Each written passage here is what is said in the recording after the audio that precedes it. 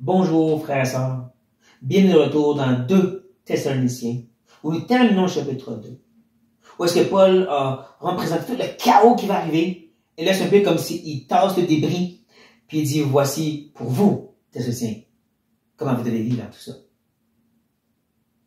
Il pense vraiment avoir guéri le problème, si je peux dire. Hein? Il y en est quelque chose pour calmer leur cœur rempli de troubles et d'inquiétudes, par ce vaccin contre la folie de l'eschatologie. Il va dire maintenant, voici comment vous devez vivre. Et c'est vraiment ces derniers versets qui sont l'application et qui sont décrochés de ce qu'il vient d'expliquer. Comme j'ai dit, trop souvent on se concentre sur une phrase, un verset, une expression, et là on part dans toutes sortes d'idées sur l'eschatologie et c'est pas le but du chapitre 2. On arrive au point que Paul va expliquer c'est quoi le but, pourquoi je vais mentionner tout ceci. 1, c'est que vous n'avez pas troublé, parce que 2, vous devez vivre comme ça. Et c'est ça qu'on veut regarder. Ce qu'il dit à eux est bon pour nous. Parce qu'on a la même tendance à s'emporter dans ces choses, chers frères et sœurs. Donc, découvrons ensemble c'est quoi cette application. Recherchons à bien saisir qu'est-ce qu'il en est pour nous. Et ce qui est fascinant, c'est que Paul termine encore une fois en priant. Il l'a fait dans la première épître, il va le faire encore maintenant. Il prie avec reconnaissance pour eux. Mais c'est pas en rapport avec leur fidélité. Mais au contraire, l'œuvre de Dieu.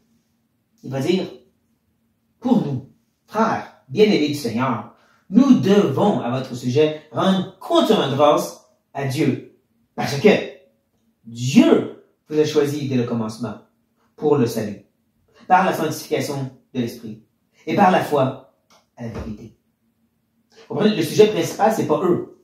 C'est pas, vous êtes tellement extraordinaire, faut que je dise Dieu, ils sont merveilleux. Non. Le but, comme il dit, c'est Dieu. Le thème du verset, de qu'est-ce qui est venu avant, je sais pas, vous l'avez vu, et qu'est-ce qui vient après, c'est Dieu. Son œuvre. Et c'est pour ça qu'il doit cette dette, hein, nous devons, d'une action de grâce continuelle envers Dieu, pour Dieu. Et c'est ce qu'il a fait auprès des Thessaloniciens. Et ce qu'il a fait, c'est que dès le commencement, il les a choisis pour le salut. Je sais, le sujet de l'élection est débattu, des fois combattu, et des fois qu'on a oublié, négligé. Pourtant, il semble que pour Paul, c'est très important. Non seulement dans la première, mais la deuxième épître, il revient encore et encore sur ces racines-là pour les Thessaloniciens, pour les aider à faire face à ce qu'ils vivent et aussi aux troubles qu'ils ont dans leur cœur présentement. C'est la racine que, avant la fondation du monde, vous avez été choisis. Vous êtes aimés, particulièrement. On aime ou qu'on n'aime pas ça. C'est là que Paul, sous inspiration, il va. Mais ce qui est important à noter, c'est qu'il nous présente 2 éléments qui, je peux dire, solidifient ou accomplissent cette élection. Il va dire que c'est par la sanctification, la mise à part de l'esprit. L'œuvre de l'esprit de circoncire nos cœurs, nous régénérer, nous laver dans le sang de Jésus. L'œuvre de l'esprit de vraiment nous transformer à l'image de Christ, de gloire en gloire. Mais il dit aussi, par la foi, en la vérité, c'est eux qui ont cru. Il y a vraiment une connexion inséparable que je ne veux même pas appeler synergie. Synergie veut dire que c'est vraiment moitié-moitié. Non, c'est pas ça. Mais n'empêche, c'est quand même eux qui croient. Et là, je sais que, oui, moi je crois que la foi est quelque chose que Dieu pourvoit, mais n'empêche, c'est eux qui croient. C'est eux qui ont cru dans cette vérité. Qui ont mis leur confiance dans l'Évangile, comme il va continuer à expliquer. C'est à quoi il vous a appelé par notre Évangile, pour que vous possédiez la gloire de le Seigneur Jésus-Christ. Encore, c'est l'œuvre de l'Esprit et leur foi en quoi? Cette vérité qui est l'Évangile. Il faut qu'ils soient proclamés l'Évangile. Les gens ne vont pas venir au salut sans ça. Paul est clair sur ce sujet, surtout en Romains. S'il y a personne qui prêche, personne ne va croire. Il faut cet évangile. L'évangile qui dit clairement, vous êtes pécheurs. Nul ne cherche Dieu, nul n'est bon devant lui. Tous sont sous son jugement. Mais que Jésus a pris ce jugement sur lui-même, lui qui a vécu une vie parfaite, a pris ça sur lui. Il est mort pour nos péchés, et ressuscité pour notre justification. Et que lorsque nous reconnaissons notre état pécheur, se détournons pour se tourner vers la repentance, se confiant en lui, pas devenu parfait, on se confie dans ce qu'il a fait, par la foi, simplement comme des suppliants, comme des pauvres, disant, sauve-moi Jésus. Vous êtes sauvés. Et comme il ajoute, ultimement, ça vous amène à posséder cette gloire de Seigneur Jésus-Christ. Fort probablement, ce qu'il veut dire ici, c'est la glorification finale. Parce que l'évangile est en 3 temps. J'ai été sauvé. Conversion. C'est le moment où est-ce que j'ai cru, je me suis repenti et j'ai mis la confiance en Christ. Je suis en train d'être sauvé. Cette sanctification de l'esprit, cette régénération progressive. Plus en plus la chair meurt, plus en plus je deviens comme Christ. Et ultimement, la glorification. Je vais être parfaitement comme lui. Sans péché. Dans un corps glorifié. Et tout ça, c'est inclus dans l'Évangile. L'Évangile dit que tu dois progresser jusqu'à la fin. Encore, Paul, Pierre, Jacques, Jean, ils vont tout le dire, il y a une continuité jusqu'à vos parts. Une continuité qui est sous la main de Dieu. Celui qui a commencé là va le terminer. Et ça, Paul vous en parler. Mais à ce point, on a quand même saisi, c'est l'Évangile qui les a amenés à ce merveilleux salut par l'œuvre de l'Esprit et leur foi. Ça, c'est la racine dans laquelle ils obligent de revenir. Donc, même si Paul parlait du futur, il a dit ce que vous avez besoin, c'est pas de comprendre le futur. C'est de revenir au passé. Dieu vous a élu. Et vous êtes venu comment je peux dire, rentrer dans cette élection par l'Évangile à laquelle vous avez cru. Ayant cette racine bien fondée, maintenant bien rappelée, là, il y a l'application. Là, ils vont pouvoir vivre d'une certaine façon. Et voici ce que Paul va dire. Ainsi donc. Ça, c'est l'idée. Selon ce que je viens juste de vous donner comme passé, vous devez maintenant agir dans le présent. Frères, demeurez fermes et retenez les instructions que vous avez reçues, soit par notre parole, soit par notre lettre. Vous voyez bien sûr que demeurer ferme et retenir, c'est des synonymes. C'est un peu comme dans Colossiens où est-ce qu'encore il va parler de cette idée de revenir sur la fondation, de bien solidifier ces vérités dans le chapitre 1 de Colossiens. Ces vérités centrées sur Christ et ce qu'il a fait à la croix, mais c'est ça. Restez sur ces vérités-là. Pas sur toute vague doctrine. Pas pour être emporté ça et là sur la crainte de la fin des temps. Revenez à cette racine que je vous donne. Cette élection, ce salut en Jésus-Christ. Revenez à ces choses-là. Ces instructions que vous avez reçues. De mettre à mort ces œuvres de la chair. Éphésiens, Colossiens, Romains nous dit. Et de revêtir les caractéristiques de Christ. Romains, Éphésiens, Colossiens nous dit. Et en plus, je peux parler de Pierre, Jacques, Jean et ainsi de suite. Ils vont dire toutes la même chose à leur façon. C'est de continuer à mettre à mort, continuer à revêtir. Continuer à vivre comme Christ vit dans la lumière. Et tout ça, il dit que vous l'avez reçu justement par notre parole et notre lettre. Et là, on va être tenté à dire, oui, mais Paul n'est plus là. Au contraire. Autant Paul, Pierre, Jacques, Jean et Jude sont encore là. Ça s'appelle le Nouveau Testament. C'est ça les lettres et les paroles de Paul qui fait référence ici. C'est pas qu'on a besoin de notre propre révélation de nos jours, c'est que c'était donné. C'était établi. Dieu l'a inspiré, Dieu l'a guidé, Dieu l'a préservé pour nous maintenant, pour qu'on puisse avoir ces instructions qu'il nous faut, dans lesquelles on doit rester ferme.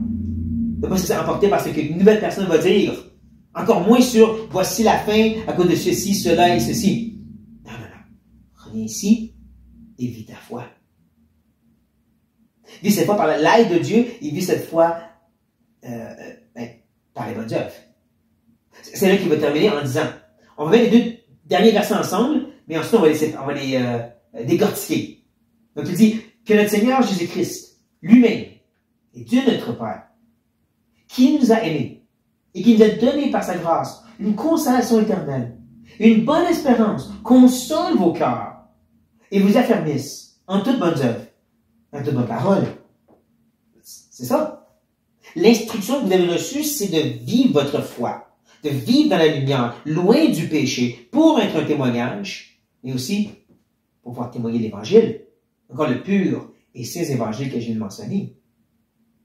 Pierre, Jacques, Jean, Jude, Paul disent toutes la même chose à leur façon. Ils disent exactement ceci. Vivez d'une certaine façon et proclamez ce message-là. Encore, et encore, et encore. C'est ça qu'il leur faut. Mais, et c'est là qu'on recule, par Dieu. Autant que le premier verset qu'on a vu, que celui-ci, quand on montre toute cette application, la fin du chapitre 2, c'est dans la puissance de Dieu. C'est lui le thème principal. C'est lui l'acteur principal, la puissance principale. C'est tout fait par Dieu lui-même. Notre Seigneur Jésus-Christ, Dieu notre Père. Ne manquez pas qu'il nous aime. Ça va nous aider par cette consolation. C'est pas une consolation qui est à l'extérieur de cette vérité qui est Dieu. Oh Dieu, donne-moi une consolation, une paix, parce que je voudrais que tu changes ça, puis ça marche pas. Non, non, non. Donne-moi une consolation dans le fait que toute chose concourt au bien de ceux qui aiment Dieu. Dieu appelle selon ton dessein. Et que ce dessein, c'est d'être transformé à l'image de Christ. Donc, je regarde à Christ, je continue à avancer. Reconnaissant que le châtiment que tu apportes, l'effort de me former que tu apportes, c'est pour mon plus grand bien. C'est ça qui va venir me consoler, me rappeler qui est ce Dieu, qui est à l'œuvre dans sa souveraineté pour me mener à l'image de Christ. Et qui m'aime. C'est qu'il y avait cette consolation. Une consolation qui est éternelle et qui est guidée vers cette bonne espérance qu'il prépare une place et qui va venir nous chercher. Et qui est à l'œuvre par son esprit pour nous amener là. Il a commencé bonne œuvre, il va la terminer. C'est lui qui est à l'œuvre pour faire ces choses. Et qui console nos cœurs pour nous encore affermir. Affermir. Comme retenir. Comme tenir ferme. C'est tous des termes interchangeables, des synonymes pour parler de revenir à ses vérités. Tout ce qui a été révélé dans le Nouveau Testament, revenez à ça et soyez enracinés dans ces choses-là. Comme je dis, de vraiment bâtir sur le roc qui est appliqué mes enseignements. Et ça, dans la vérité de difficultés, de persécutions qu'ils vivent, qui est en sens juste le mystère de l'iniquité à l'œuvre, mais qui n'est pas une pleine explosion. Et même si ça arriverait maintenant, qui n'est pas le cas, mais même si oui, on est supposé de rester enraciné, ne pas être ébranlé et de juste continuer à vivre à l'image de Christ pour témoigner de Christ. N'essayez pas de détourner par ce que d'autres disent. Revenez à ce que Dieu a dit et vivez ça. Maintenant, peu importe ce qui se passe, à quoi ça ressemble, qu'est-ce que d'autres ont dit, vivez ça. C'est pour ça que tout ce que je veux proclamer, c'est qu'est-ce qui est écrit dans la parole de Dieu. Parce que c'est juste ça qu'on a besoin. Peu importe les circonstances et qu'est-ce qui arrive devant nous. J'espère que vous le voyez, vous comprenez. Parce que chapitre 3, c'est toute la mise en pratique et de l'application. Donc, que Dieu nous aide à faire justement ça. Chers frères et sœurs, prions. Éternel grand Dieu, je viens devant toi pour te remercier, premièrement, pour ces belles paroles, ces bons rappels. C'est ton œuvre. C'est toi, Seigneur, qui sauve. C'est toi qui nous garde et qui nous transforme, qui nous amène jusqu'à Beauport. C'est toi. Et on va se reposer dans ces choses.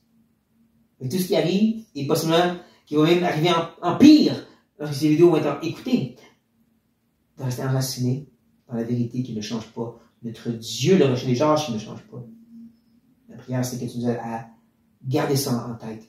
De continuer à faire ces bonnes œuvres, de vivre notre foi et de proclamer ton évangile. Peu importe, ô Dieu. Tout ceci, je demande au nom de Jésus-Christ. Amen. Et soyez bénis.